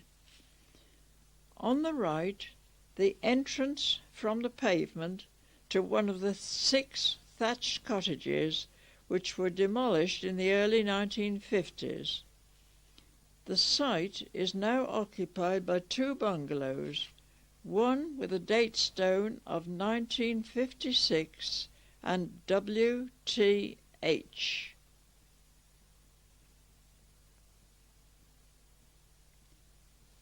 During the Silver Jubilee celebrations, Miss Dickens plants a tree along the station road.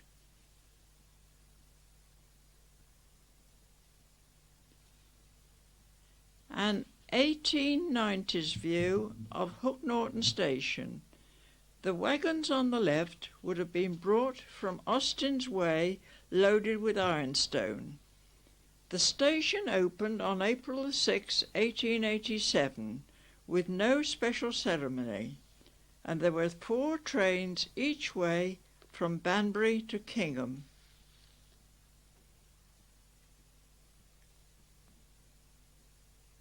An early view of the entrance to the station. On the right, a branch line with loaded wagons, and behind them the waiting room and the first signal box on the up line. The passenger service closed on June the 4th, 1951, and the goods on November the 4th, 1968.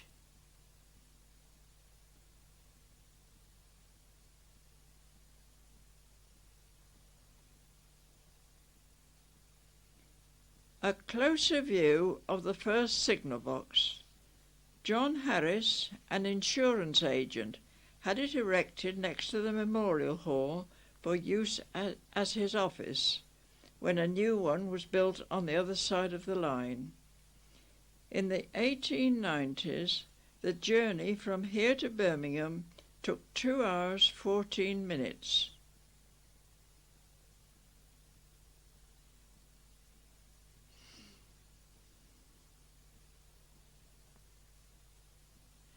A later view showing the new signal box on the Banbury side of the main building. The metal bridge over the Banbury Road can just be seen on the left. Squire Faulkner had the Railway Hotel built at the turn of the century, and shortly afterwards it was sold to the Hook Norton Brewery Company.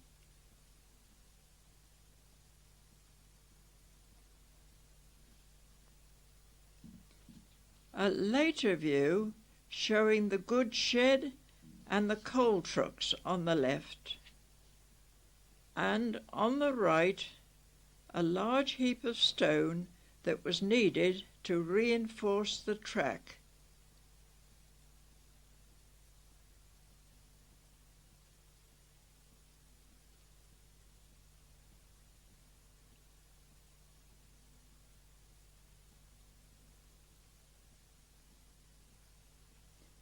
The Swansea and Cardiff to Newcastle Express.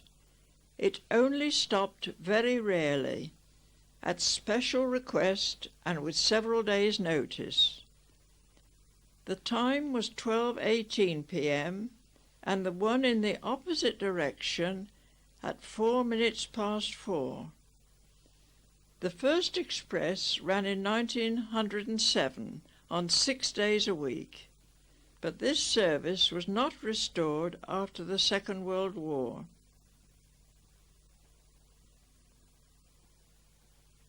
The Earl of Dudley ironstone works was situated on the east side of the main viaduct and only in operation from 1901 to 1916. The single kiln was filled at the ratio of 500 weight of coal to a ton of ironstone, then fired.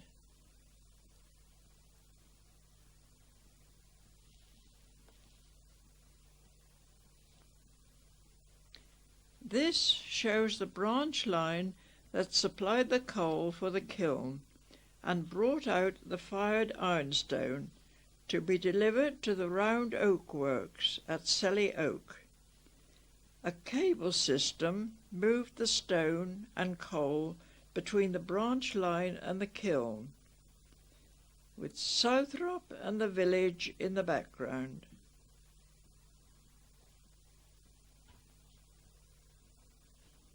From the east side, the Dudley kiln and the main viaduct. Underneath the girderwork was a catwalk from where the permanent way ganger made a daily inspection of the track. Trap doors either side of a pillar allowed him to proceed along the viaduct. The width of the top of the pillar was 10 feet, and the girderwork rested on rollers with a gap to allow for expansion.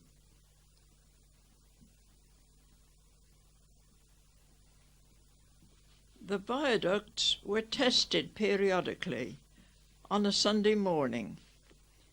2 engines came out from Banbury and were coupled together near the tunnel.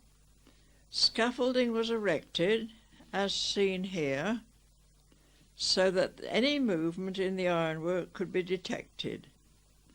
At a given signal, the 2 engines, together weighing around 200 tons, proceeded over the viaduct at 40 miles an hour.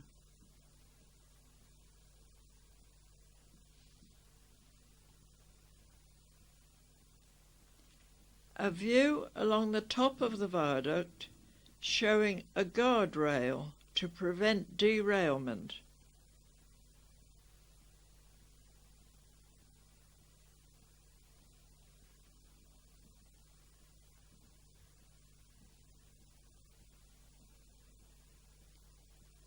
The express on the viaduct in 1908, making its way towards Chipping Norton and Kingham. This shows more clearly the catwalk and the Dudley works.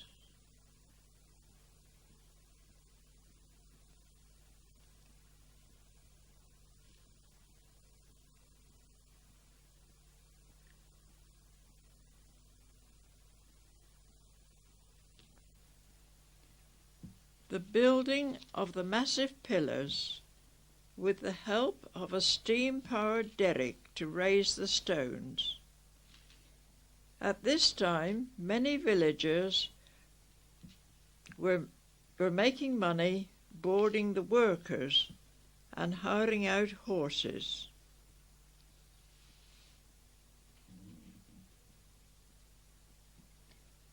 Demolition of the girderwork in 1965. In 1966, it was considered by some that the remaining pillars were an eyesore. A letter from British Rail stated that the pillars were in such good condition that to demolish them and clear away the stone was an expense they could not afford. Luckily, they are still being preserved. So much effort that served a purpose for so short a time.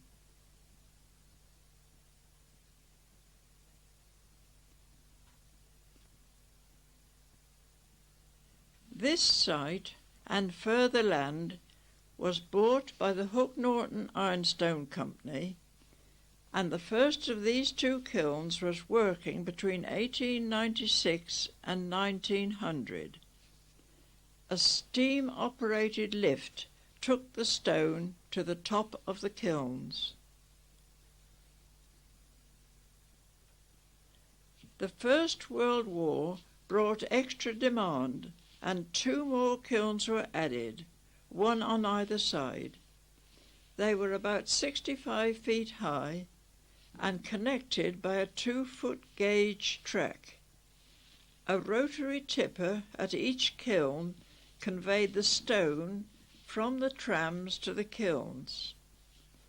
Very briefly, the purpose of the kiln was to dry out the moisture, clean the stone, and create around 28% loss in weight.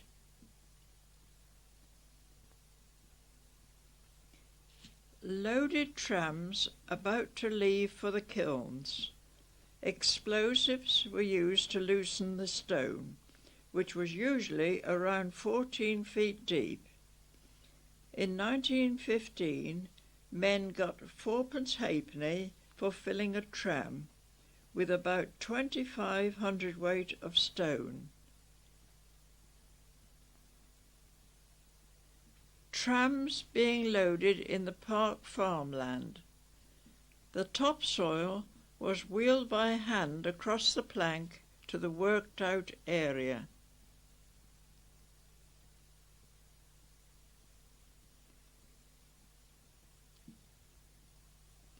A closer view of this operation.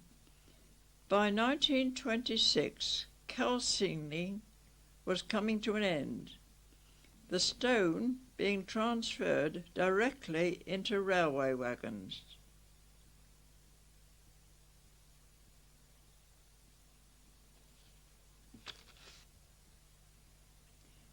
The steam navvy, bought in 1915 and seen here at Park Farm. The grader and riddler is behind. It was mounted on rails and moved along by horse.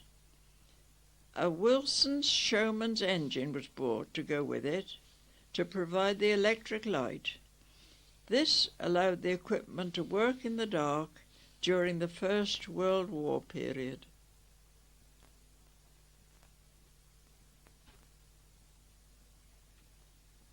Men standing in front of the riddler, which helped to remove soil from the stone, which it conveyed to empty trams situated on a line alongside. This equipment was needed to supply the big demand at this time.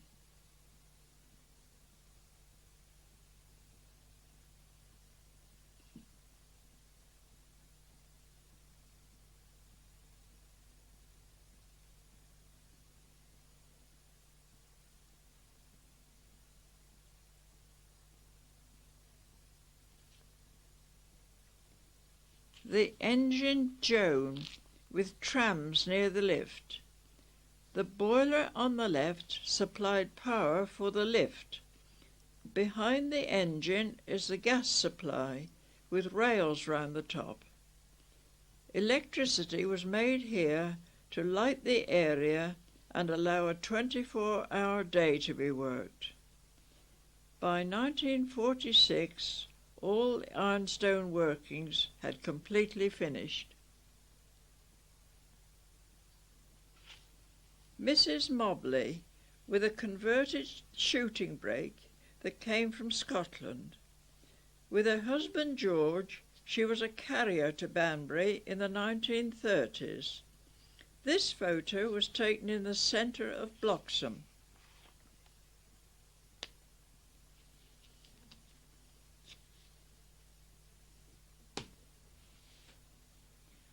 Osney Mill, at the end of the last century. It is situated on the parish boundary with Swerford and described as the mill of Hook Norton that is by Swerford. The lord of the manor of Swerford claimed his right to the mill, which caused much dispute.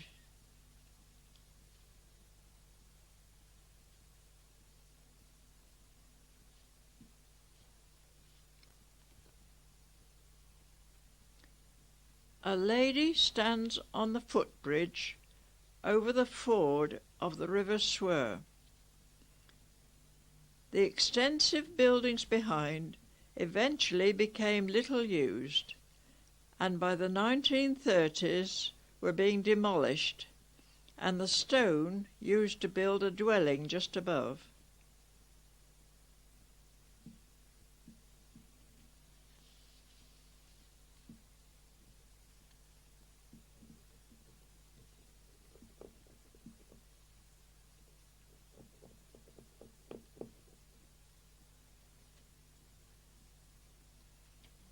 Charlie Hall, standing by the engine, with his thrashing tackle, which was moved around local farms by teams of horses to thrash the corn from the ricks. The charge for a day's thrashing in the 1920s was £5 for the equipment and 2 men. 7 or 8 more men would have been needed.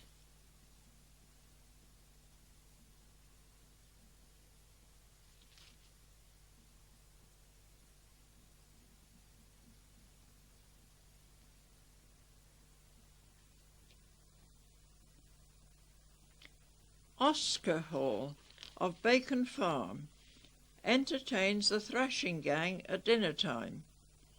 He had a wooden leg, but was capable of walking behind a single furrow plough and 2 horses all day.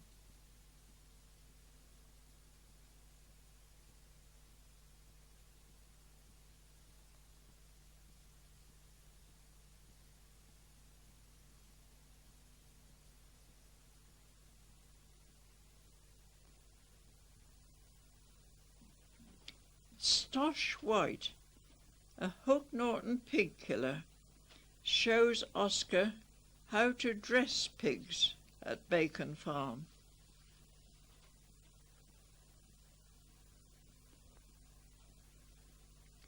Oscar's wife and daughter stand by their horse-drawn trap, ready to take their harvest festival decorations to Hook Norton Church.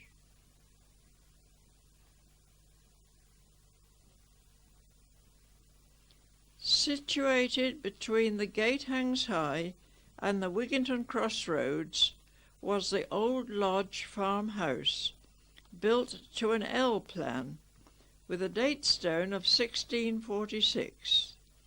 It was occupied till around 1950, but considered unsafe in the late 60s and demolished. It had also been known as the Fox and Hounds Public House. In 1890, a licence was granted, after 2 years without one. At one time, it was used by drovers on their way to Banbury Market. There was a pound nearby in which to leave their animals.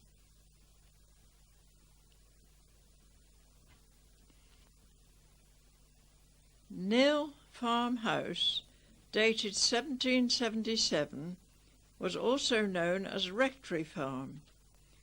This dovecot in the farmyard suggests that it was a manor or religious house at one time. The room below was known as the men's room. In the farm buildings are the remains of 2 threshing floors. In 1871, Nil Farm was 562 acres and employed 16 men and 5 boys.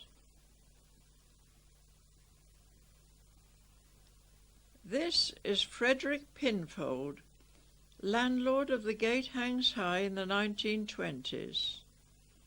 He spent much of his time rabbiting, which explains the ferrets on his shoulders. His small number of farm animals could be seen grazing the local roadside verges in the summer. This is his wife at the entrance with Olive and Ivy. Hook Norton Brewery took over the inn around 1900. This was another resting place for drovers. There were gates across the road to retain their animals, which were not necessary later. Hence, this gate hangs high and hinders none. In front of the gate are Mrs. Pinfold and family in a pony trap, with an old car to the left. In 1518, William Scott owned land in this area, and it is said that the gate area was known as Scott's Lodge.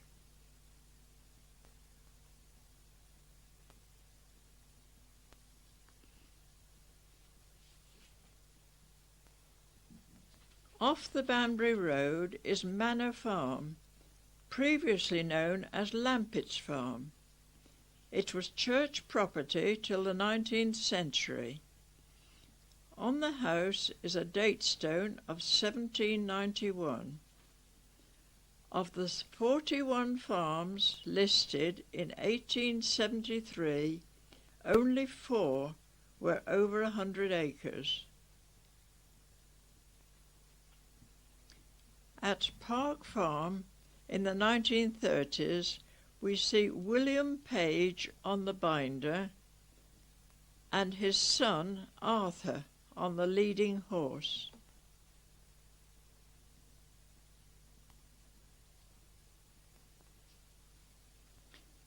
This car was said to have run into a heap of road mending stone by the Brimbo cottages.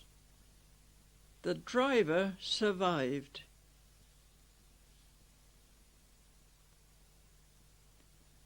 To end our film, we would like to say thank you to all who have helped with their memories.